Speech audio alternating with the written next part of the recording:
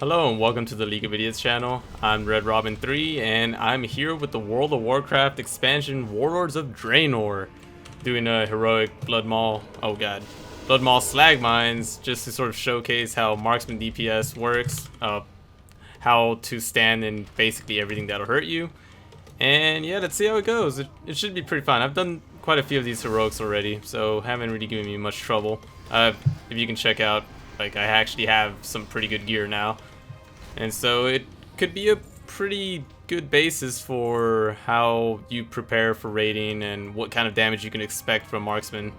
I should probably show you. Yeah, here's the talents I'm currently running. I'm running the style of Lone Wolf, Thrill the Hunt, and Barrage, with Murder of Crows being the only skill you can actually take in that next tree, because I don't know, Stampede seems to be really good if you're early on, like let's say at the start of a fight or something like that, and the fight doesn't last for 5 minutes. But if it lasts for farther than 5 minutes, then you can really get a lot more out of it from Murder of Crows. Although I guess I should say not really 5 minutes, more like if the fight lasts for 4 minutes and a half, you only get 1 Stampede, whereas in that whole span you would have already gotten 4 Murder of Crows. And if I show you on this recount, Murder of Crows does quite a bit of damage. That was 84k in just those 15 or 10 seconds. So yeah, I'm probably going to be detailing another video of more of the nuances of playing marksman and how you should go about choosing your talents according to playstyle and everything. But so far this expansion has been really good. Like, it harkens back to the days of Wrath, really. And even the resubscribers numbers, I think it recently hit 10 million or something like that. That's quite a resurrection of World of Warcraft. So yeah, without further ado, I'm gonna see if I can concentrate a little more, maybe get this rotation down. Also, the looks of like these new dungeons, it's like playing with Wrath mechanics, but at the same time all these environments of a brand new World of Warcraft and things that made Mists of Pandaria pretty beautiful.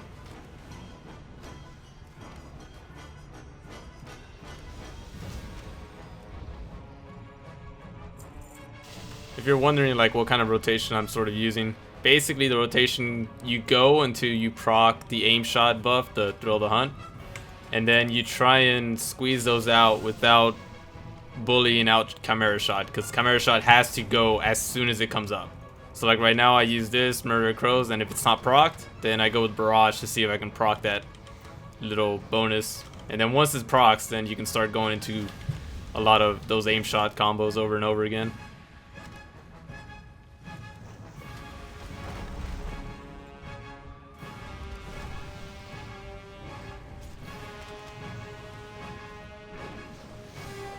You can also maybe try and use this as sort of a tutorial as to how the dungeons look in Heroic. They made them in between like the Cataclysm difficulty and the Mists of Pandaria difficulty. Whereas in Cataclysm, a lot of the Heroics were really tough. Hell, you had to do a lot of CC before you can even take out some of these trash mobs. And in Mists of Pandaria was a bit too easy, so they finally got the right balance. You don't really need a lot of CC here once you get enough gear. But if you're still gearing up, you want to go for that CC on some of these mobs. At this point, it looks like this is a pretty competent group, so I don't need to really focus on CC and anything. Just got to stand out of the way, let the healer do his job, and do interrupts when possible.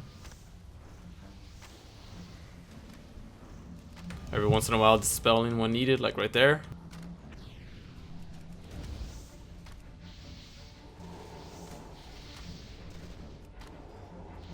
And as you can see, there's 4 bosses around here.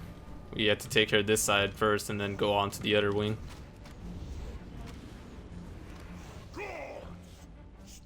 He gets to spawn a few more ads left and right. As soon as we take care of them, we'll be going into what's normally called like a tank in the spank sort of a fight. He doesn't do a lot of tactics. You really just gotta watch out for any of the ads he spawns. Make sure the tank is able to pick them up. And if your healer is confident enough, then you should just be able to heal through most of the damage. It should be a really good way to showcase some of the damage I can actually pull through when I actually use my cooldowns. Make a run for it, slaves. Go, be free. God, I love these environments. The music is also really, really good. Oh, there's some more slaves. Go, run away.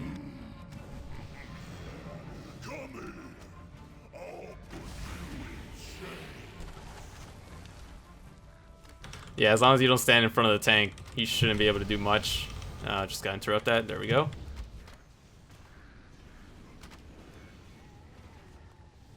I got a little unlucky this time. I didn't really get my procs to work for me. And here's the ads I was talking about. Just gotta make sure that... Oh.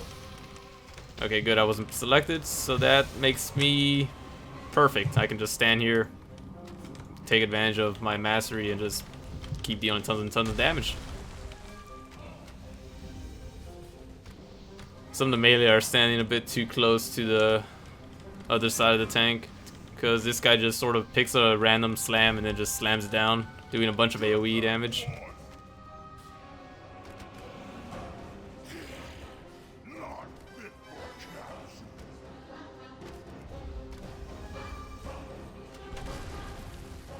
Oh. I actually, yeah, see, that time I was chosen to be smashed, so it makes sense for everyone to sort of spread out a little bit, just so that we don't get too caught up in that cone. This time I'm the one selected, so as long as, yep, the tank's really quick to pick up on that.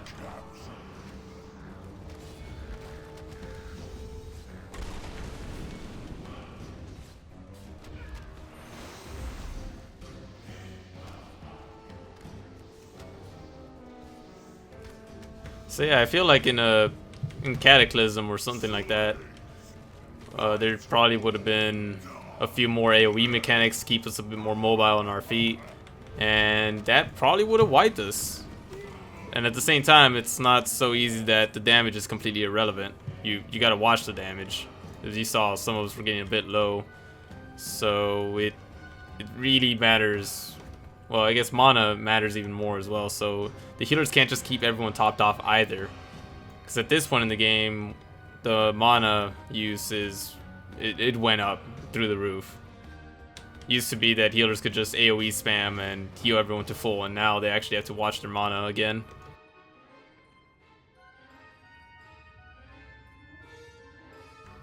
Go! Why aren't those other ones leaving? That's strange. Although I guess there's still a lot of ogres all around, so I guess they can't just run away. They'll be caught. Oh, we got a pack going. Yeah, here's where CC could possibly make this easier if I just throw this out there. And there we go. It just makes the fight a lot easier. Until somebody breaks it.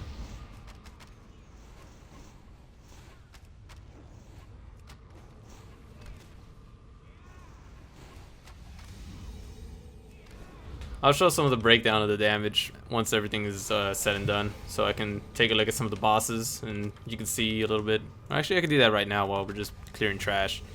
This isn't really too intense. So as you can see, Chimera Shot, #1 damage dealer. Kill Shot is the second most powerful damage dealer, so the whole combo is once they get below 35%, then you really want to just try and hammer out as many kill shots and as many Chimera Shots as possible. Just never let your Chimera Shot stay on cooldown for longer than half a second at any time.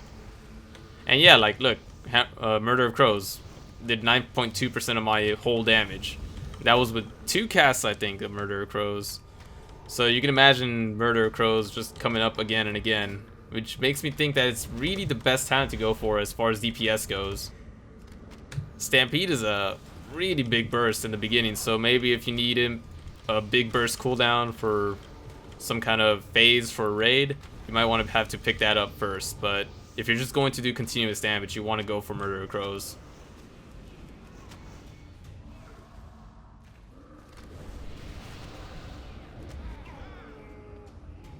I really love the pace of some of these dungeons as well. It's not too fast. Like, in some dungeons, you sort of just clump everything up, AoE it all down, and move on to the next.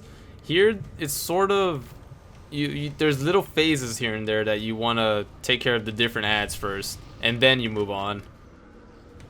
Like there's a few other heroic dungeons where there's a lot of various different mobs as well. It's not just fighting the same ones over and over again. Like we're coming up to this next wing, which is gonna have vastly different enemies than what we fought before. And that's something I think that Mists of Pandaria suffered quite a bit in some of their dungeons. There was a lot of repetition for some of the mobs, so you'd fight the same mob over like the span of 2 or 3 corridors, then maybe you'd see one different mob. But here, it really just, everything sort of changes as you approach the different bosses as well. Really tying back to the thematics for the whole expansion and where you're fighting from or in.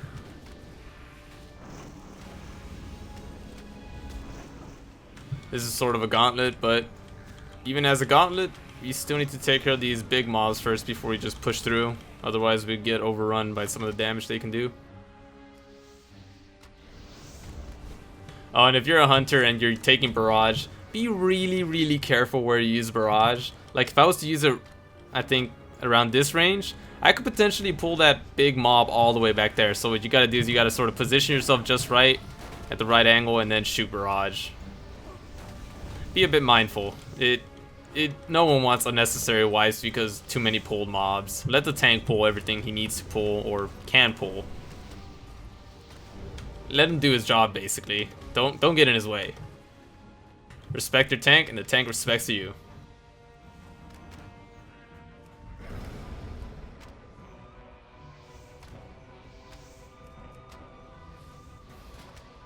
Also, I think I should probably take note that if you can check here and you haven't played World of Warcraft for a while, there's quite a few new stats like multi-strike, leech, versatility, and avoidance. Now, I'm not sure about avoidance and leech. I think those might be melee stats, but multi-strike and versatility are definitely some strange stats that are gonna need a bit more research, because I can't exactly tell like how that affects my DPS.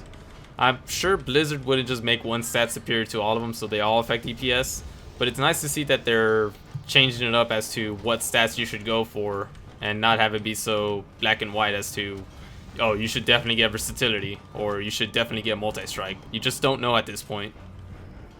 And in reality, it might not be that important. It just might be 2 different ways of dealing damage, and that's pretty cool for me. Recount also takes note of that, so like I can try and do some more research onto that, but it's not going to be important until there's enough stat points to go around. Like right here, you can tell my Chimera Shot's multi-strike happened 3 times. So would improving the multi-strike stat be the way to go because I hit really hard? Or would a flat percentage approach be better?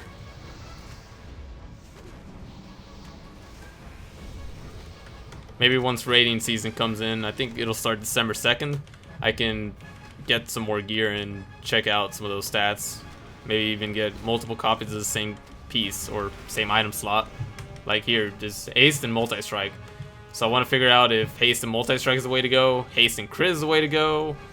There's so many different possibilities. And one of the neat features is, oh, I got aggro up, feign death. Yeah. One of the neat features that they also introduced in Mists of Pandaria was, or maybe it was Cataclysm. Either way, one of those was oh, he's getting swarmed. AoE, stun. I should probably AoE on this side just so I don't pull that area. There we go. Oh man, that's a lot of enemies. But yeah, they introduced reforging, and in Warlords of Draenor, they actually removed reforging because it started to make a lot of these like math equations really crazy, because you can all of a sudden allocate a secondary stat to another secondary stat. So imagine the confusion that would happen if you had all these stats for reforging. So now it's removed, it makes it really, I guess, confusing as to whether or not you should get the main stat, secondary stats, or the new secondary stats. And being able to not reforge that makes it that much more simple. If there's a belt, like let's just say for example there's a belt that has haste and multi-strike like right now, and there's a belt that has mastery and crit, you can probably just test it out and you'd be able to choose which belt to get. Whereas before you'd have to use one belt, reforge, does that better? Reforge to another set, is that better? Then maybe switch out to the another belt, reforge that belt, and there's just so many more combinations you would have had to do to figure out exactly what's the best item combo. Alright, Forge Master. This guy is essentially just a simple AoE type avoidance fight. Once he's taken care of, the real fight actually begins. Oh, I'm not doing such a good job avoiding. I should probably shut up a bit and focus. Some of these fights get a bit dynamic too. Like, this isn't just a simple AoE, then you gotta avoid the secondary AoE earthquakes. And here we go, the actual fight begins now.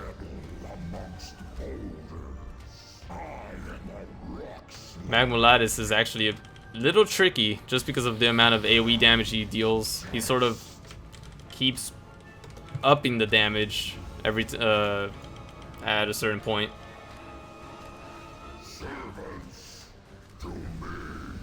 And of course there's a standard ad that pops up. Just has to be taunted and taken care of before you, yeah, Magma Barrage. Gotta not let him do that.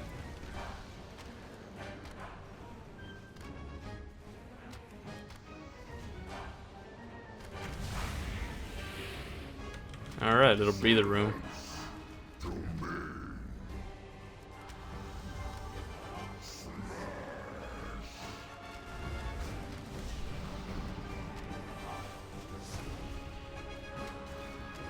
Okay, it seems we got a really good healer who's just able to pick up all the healing that happens.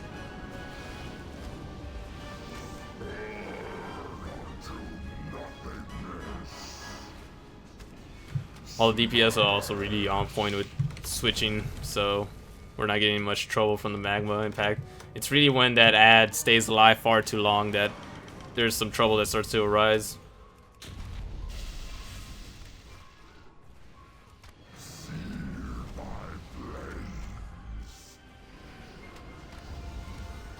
And down he goes. Get a little cutscene. They introduced a lot more of these during Warlords of Draenor. There's a lot of cutscenes in different Cataclysm dungeons and such. Really like it. Helps tell the story as well as to why you're here and what impact you're having on the dungeon. Bring them to me alive, Rotom. They will fetch an excellent price.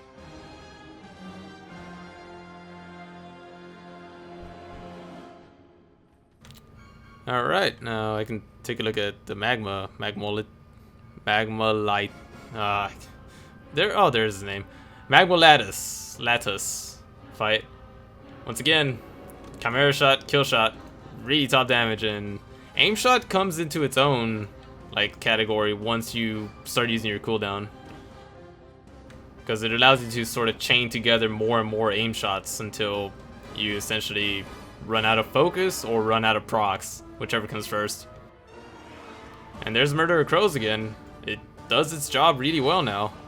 Before, Murder of Crows was just sort of the talent you took because, hey, you're a marksman, you're not going to get extra pet damage, and Stampede didn't exist here. Something else, I think it was Link's Rush. Yeah, Link's Rush got nerfed to hell in Mist of Pandaria. But now that like Murder of Crows has been buffed to this extent to have to compete with Stampede, I like it a lot. It's also really nice because it resets if you kill the enemy that Murder of Crows is on, then Murder of Crows resets itself and you're able to put it on somebody else. So like right there, just killed this one, I can just put it on this guy and continue doing damage with it. So it rocks for taking out trash.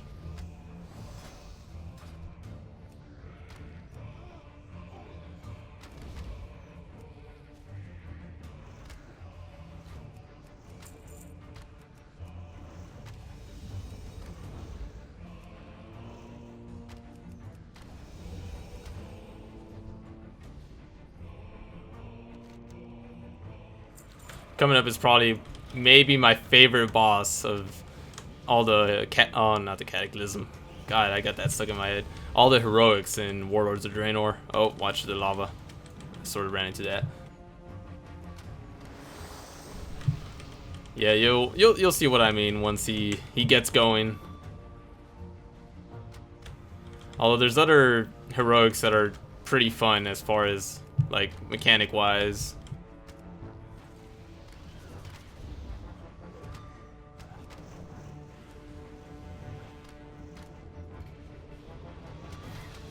Oh, be careful. See, like right there, I almost turned to the left while using Barrage. That would have led to disaster because that would have meant I would have pulled all this entire crowd. Just gonna throw out a little bit of CC just to alleviate the tank. Just because that's quite a few mobs. 4 mobs is starting to push it really as to what heroic geared players can tank and do. And heal actually, not do.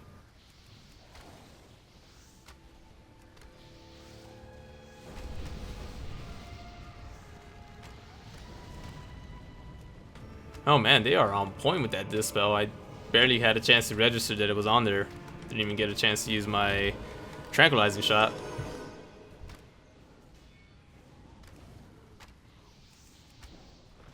I should note that when you're using Marksman as your main spec, you should also always be aware as to positioning yourself in a place where you don't have to move as much.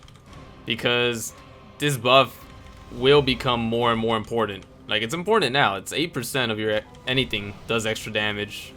And 8% extra crit damage as well. So it compounds on itself.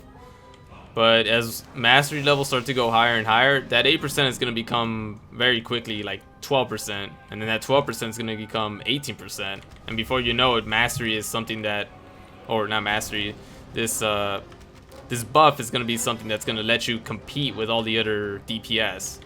Because warriors get a lot of their scaling off of their stats and mostly off the weapon. And I guess this is Blizzard's way of helping us out for Marksman, because Marksman's always had a little bit of trouble keeping up with all the other classes as the expansion progresses. And hopefully this new mastery can help us keep up with them now as another way to scale with them. Alright, I think everyone's getting pumped up, getting like in their mind, just getting psyched up, because this is a pretty difficult fight. As soon as the tank decides to go, we're off. Want to really put on as much damage as possible here, so tons of aim shots.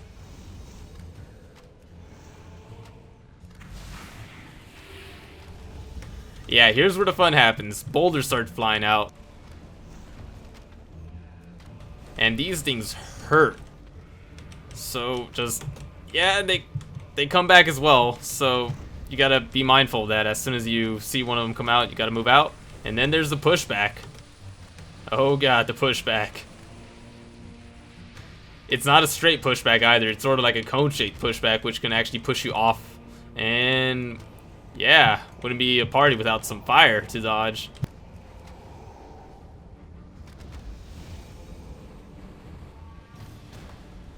And Boulders Part 2, the sequel. We keep on rolling.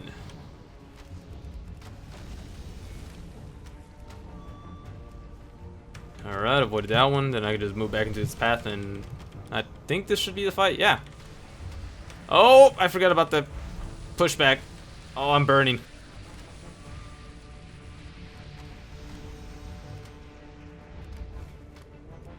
Oh man, everyone's getting really low. We better kill him right away, or we're gonna roast. There's actually like 2 patches here that we can stand on. Okay, good. Oh, it's a cape. Well, I'm still using a legendary cape, so who else could use it? I guess no one else could use it, so I might as well need for it. Yeah, I got room for it as well. Oh, Sprued actually needed for it. I wonder why. Doesn't it have agility? Oh, wait. I forgot. Yeah, like, some of these things, like jewelry and capes, have like 4 or 5 stats to them that they activate as you switch specs. So, in this case, this cape had stats that the tank could use, and it had stats that I or maybe a rogue could use. So, gear like that is going to be a bit more flexible as far as raid drops and such. It's a really cool mechanic because in Missa Pandaria, if you didn't have all the classes, let's say you had like maybe 7 of the 11 classes or something like that, there's a lot of drops that could come out that nobody would be able to use. And it would suck so much to have a drop come out from a hard fought boss, let's say a heroic boss, and no one be able to use it. I mean, cool, you got the boss down, you could probably farm it now, but after all that work, no one gets any gear? Come on. So Blizzard stepped it up and figured out a way to have the gear be a bit more interchangeable. It also helps out for different classes that have a secondary spec that it's not exactly use the same stats. Like let's say Druids. Druids have Boomkins who use intellect, and they have Cats who use agility. So this also solves that problem because for the leather gear they have has these type of 2 stats. See how at the bottom it says intellect in grayed out form. So if let's say for some strange reason my hunter became a mage, that intellect stat would light up and the agility stat would cease to function. So it's really awesome that they implemented this.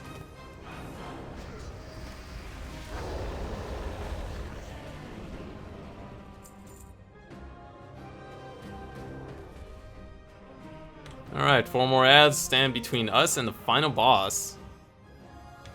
And the final boss in this dungeon is a bit of a letdown.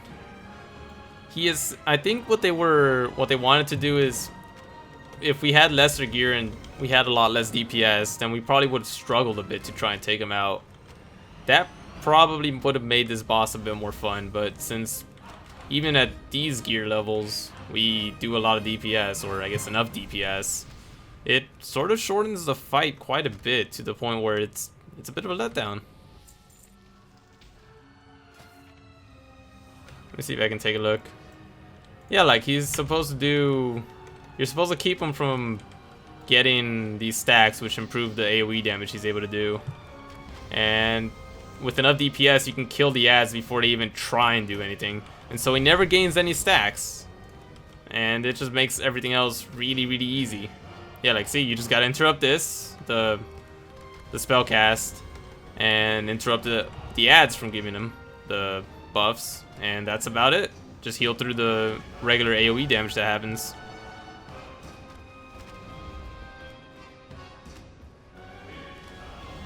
If it was a bit more of a struggle to kill the ads, then we could expect some kiting going on from the tank and us trying to slow and stun the enemies, but it never happens.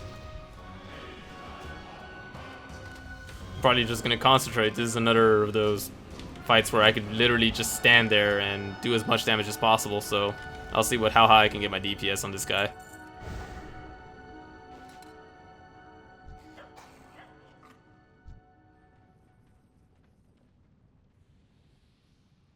Just waiting for the tank to pull.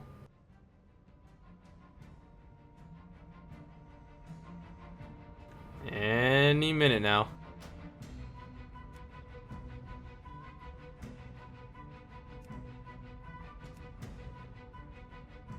He's thinking about it.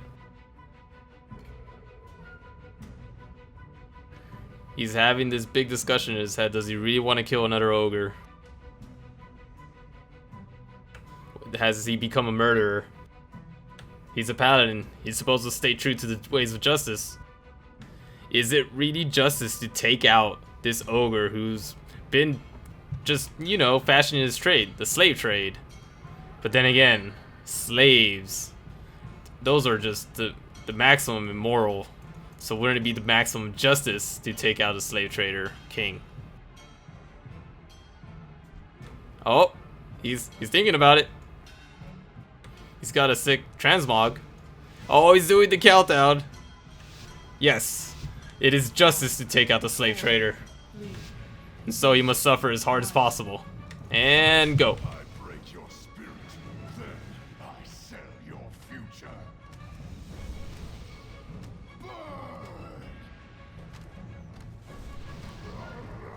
Heroism gets popped, sweet.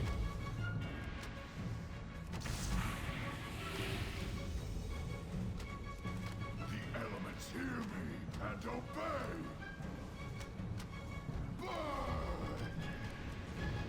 Those are the ads I'm talking about, but yeah, like, we do so much cleave damage and so much regular damage that they melt so fast. Even though they're made out of rock, they melt.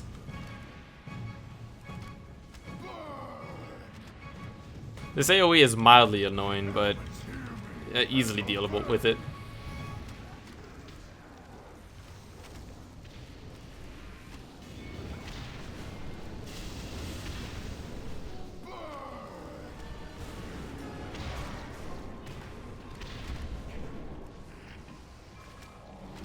Yeah, and the healer's keeping up with enough of the dispels to keep us alive.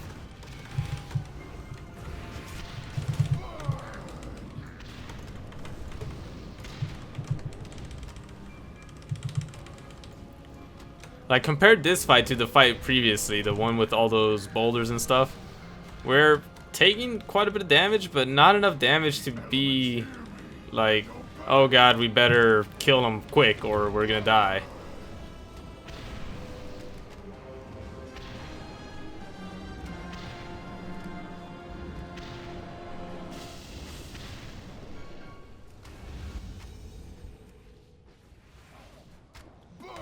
Like, the healer's keeping up with the heals really nicely, actually. Even with 8 stacks of this debuff, we just take care of the boss like nothing. And yeah, that's gonna do it. I'm gonna roll for this loot just because I can. And thank you guys for watching the video. Make sure you like and subscribe to keep supporting. And I will see you in another video.